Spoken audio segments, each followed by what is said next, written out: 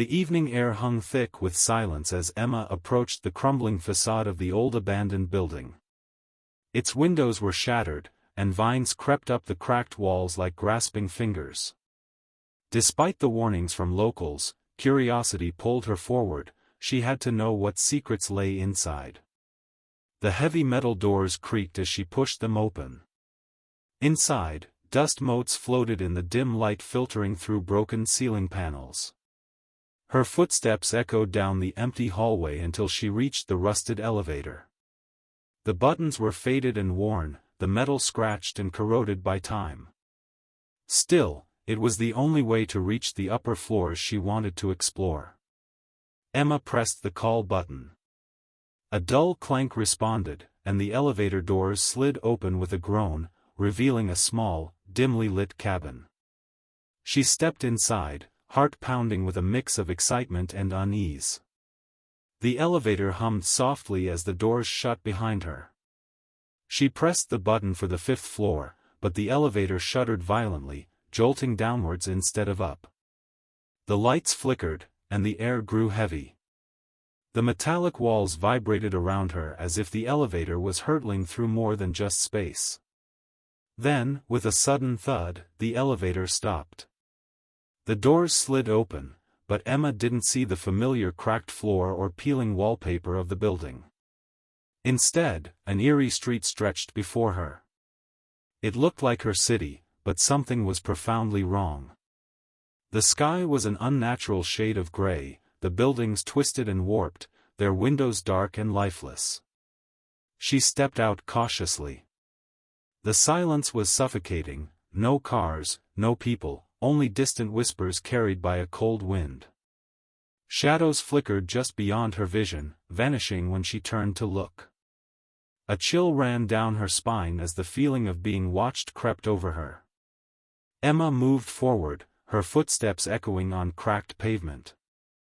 Every corner she turned revealed more distortions, streetlights that burned with a sickly green glow, trees with skeletal branches, and graffiti that seemed to shift and writhe beneath her gaze. As she ventured deeper, the oppressive atmosphere thickened. The shadows grew bolder, flickering into vague shapes, faces contorted in silent screams, hands reaching out from dark alleys. Emma's breath quickened. This place was not empty. It was alive, and it was hungry. Panic began to rise. She ran back to the elevator doors, heart pounding, desperate to return. But as the doors slid shut, a low, guttural growl echoed behind her. The elevator lurched again, plunging her back into darkness. When the doors finally opened, Emma found herself once more in the abandoned building's elevator, or was she? The air felt heavier, the silence deeper. Something had followed her back. She knew this was only the beginning. Emma couldn't shake the feeling that the elevator wasn't done with her. Days passed, but the haunting emptiness of that twisted dimension clung to her mind like a shadow. She tried to tell her friends about the elevator, the strange world beyond the doors, but they only laughed, dismissing her story as a trick of the mind.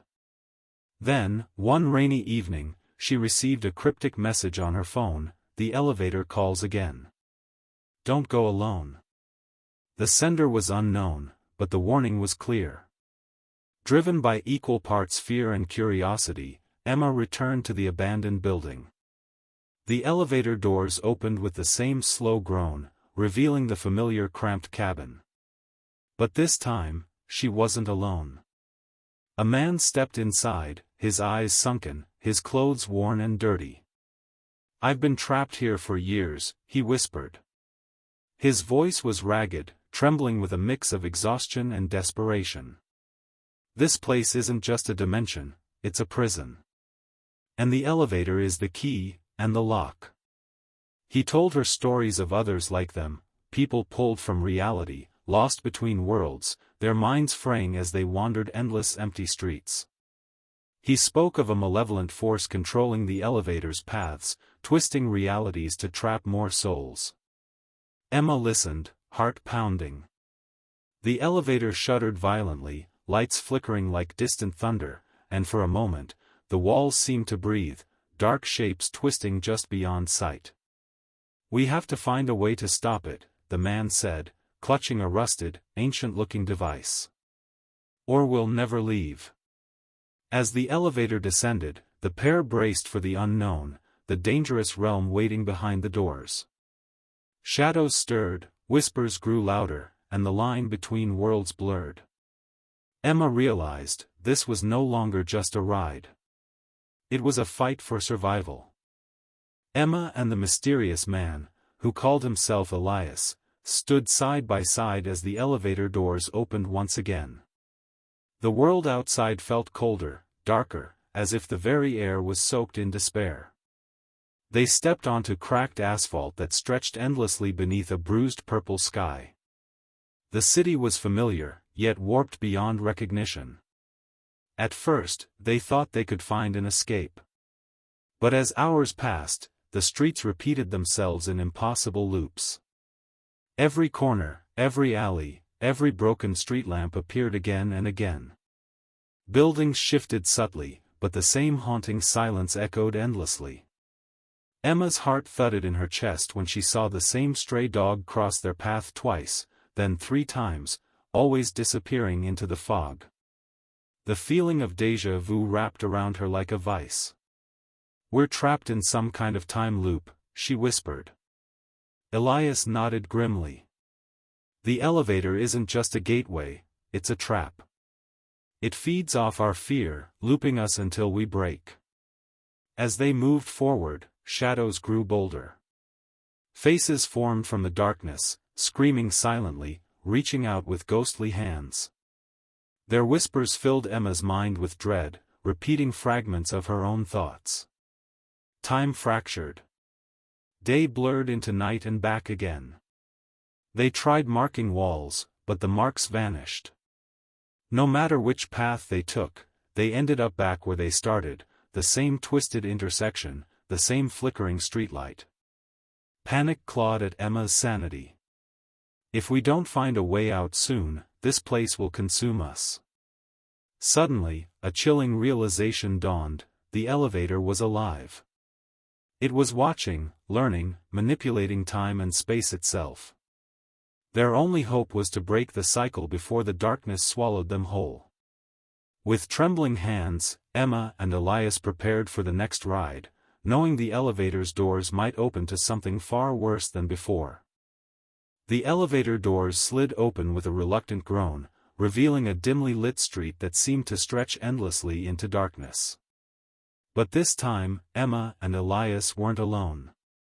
Figures emerged from the shadows, people of all ages, worn and hollow-eyed, their clothes tattered and faces pale as moonlight. They were the lost. Strangers pulled from different places and times, trapped in this twisted dimension by the elevator's malevolent power. Each carried their own story of disappearance: a mother searching for her child, a man who vanished from a crowded subway, a teenager who never returned home after school. The group huddled together, sharing whispered fears and desperate hopes. Trust was fragile, the eerie silence around them was thick with tension. Emma noticed how some of the passengers flinched at phantom whispers, as if invisible eyes watched their every move. "This place changes people," Elias warned. "Some give in to despair. Others, something worse." Suddenly, the shadows around them coalesced into grotesque shapes, twisted faces sneering from the darkness. The group froze as chilling laughter echoed from the alleyways. Emma's breath caught in her throat. The elevator's realm was alive, hungry for fear and hopelessness. Determined, Emma took a deep breath. "We have to stick together. Find a way out. Before it's too late." As the elevator's doors creaked shut behind them, the reality they knew slipped further away. In this dimension, every step was a fight, and every face hiding secrets darker than the shadows themselves. Emma's hands trembled as she stepped into the elevator for what felt like the last time. The air inside was thick with a strange energy, the metallic walls seemed to pulse, alive with dark intent. She wasn't alone. Elias stood beside her, both steeling themselves for the final battle.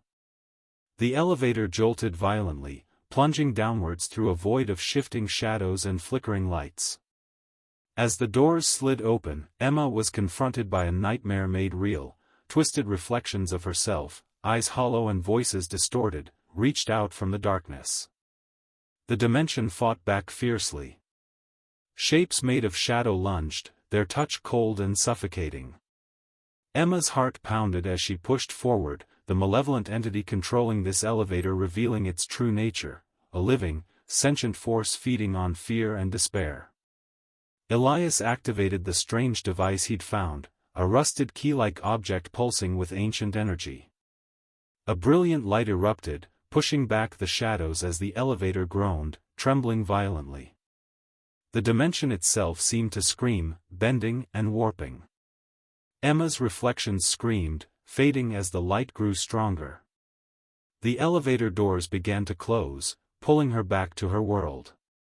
But as the final moments ticked away, Emma realized the terrifying truth: the elevator's hunger was never-ending, and though she might escape this time, the portal would remain open, waiting for the next victim. The doors slammed shut. Silence. Emma's breath came ragged as the elevator hummed softly, carrying her back to the abandoned building. Outside, the world seemed normal again, but deep inside, she knew the elevator's dark secret was far from over.